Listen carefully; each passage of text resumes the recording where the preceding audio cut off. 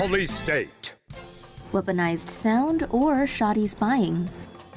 Alleged cases of sonic attacks in China and Cuba have raised the question of how sound can be used as a weapon. U.S. diplomats in Guangzhou have been diagnosed with unexplained brain injuries following abnormal sensations of sound and pressure, prompting fears of a sonic weapon. Ultrasound is a possibility, but an unusual weapon choice. It loses power with distance more quickly than audible sounds and requires precise alignment with the subject. University of Maryland researchers theorize that the illness may have resulted from surveillance gear being positioned too closely together. Ultrasonic devices can interfere with each other in a phenomenon known as intermodulation distortion, producing audible sounds similar to what patients claim to hear. When placed at too close range or combined with other ultrasonic emitters, these devices can cause cavitation damage by causing bubbles to form in body fluids, tissues, or cells. It's hard to say for certain what exactly triggered the diplomat's mystery ailments, but more than one expert has chimed in to say bad engineering or a bad spy job is more plausible an explanation than a sonic attack. We're watching you. China planning on going full Big Brother in 2020. China is nothing if not innovative when it comes to finding ways to exert control over their people, and it looks like they're rolling out an entirely new way to spy on the public. Beijing plans to launch its social credit system nationwide by 2020 to rate the trustworthiness of 1.3 billion people by assigning each individual a score. The system will take things into account such as credit history, contract obligation fulfillment, personal characteristics, behavior and preferences, and interpersonal relationships to calculate a score. Once the system becomes mandatory, people with low scores could be punished with slower internet speeds, be denied access to certain restaurants, nightclubs, or golf courses, and restricted from traveling. Scores will also affect an individual's rental applications, ability to secure insurance or a loan, as well as social security benefits. Only one question remains: why aren't you in China right now? Dragonflies can be used to spy on you. Scientists have created a technology that can turn flying insects into surveillance drones. The technology makes use of a tiny backpack equipped with solar power and navigation systems. The backpack is fitted onto a dragonfly and commands the insect with optogenetics, a biological technique that uses light to control the steering neurons inside the insect's nerve cord. Dragonflies can then be turned into tiny surveillance systems. The same setup can be applied to other insects of a similar size, such as honeybees.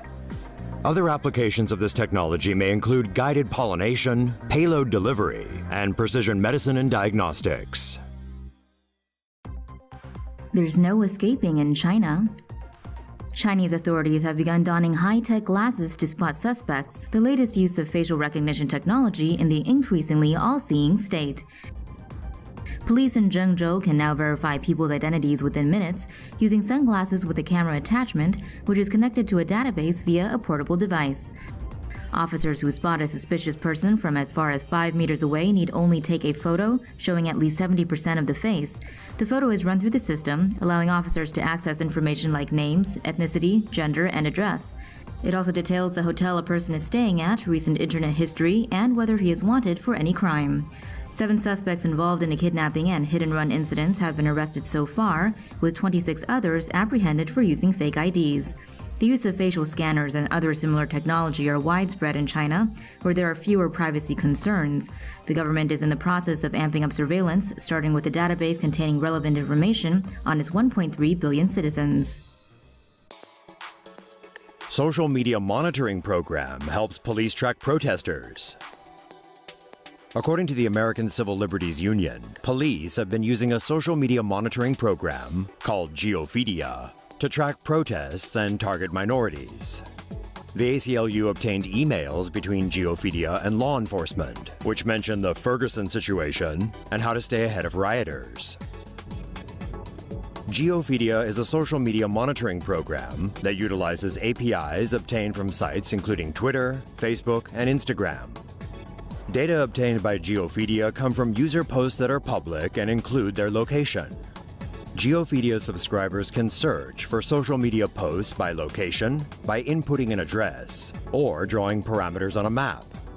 Subscribers can further narrow their search results by including key terms or phrases. Geofeedia also is able to analyze the content data it receives, which makes it useful for clients like law enforcement. If a person attends a protest or rally and posts a public photo with the location tagged, this would be recorded in Geofeedia's database. If the person were to write that they were photo-bombed at said rally, Geofeedia would categorize the content as non-threatening. But if the person were to comment that they were going to set off a bomb, Geofeedia would flag this as a threat. This makes the program useful to law enforcement, which can use it to predict potential threats. Since the ACLU's report was released, Twitter, Facebook, and Instagram have restricted Geofeedia's access to data. China is watching. The world's most populous country is building its surveillance network and could soon be keeping a close eye on each and every one of their 1.3 billion citizens. Roughly 176 million AI-equipped surveillance cameras are currently installed all over China, with the number set to increase to 626 million by 2020. Citizens' ID profiles, social media photos, and other personal details are being filed in a database and connected to security cameras nationwide. The advanced surveillance system uses facial recognition technology to instantly identify the name, gender, and age of any pedestrian and the type and color of any vehicle. The same technology is being used by commercial and private institutions for financial dealings, keyless entry, and even to thwart toilet paper theft.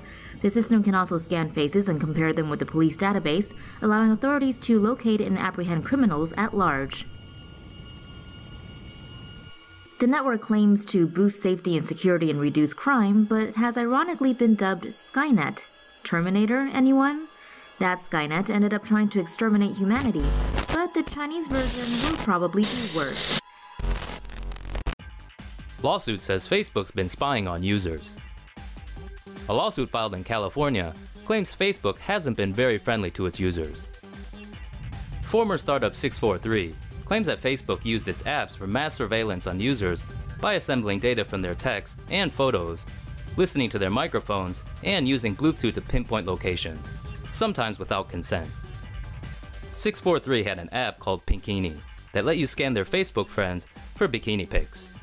Citing the lawsuit, The Guardian reports that Facebook could gather metadata from Android phone text messages. 643 claims the company could access nearly all photos on iPhones, as well as those not uploaded to Facebook.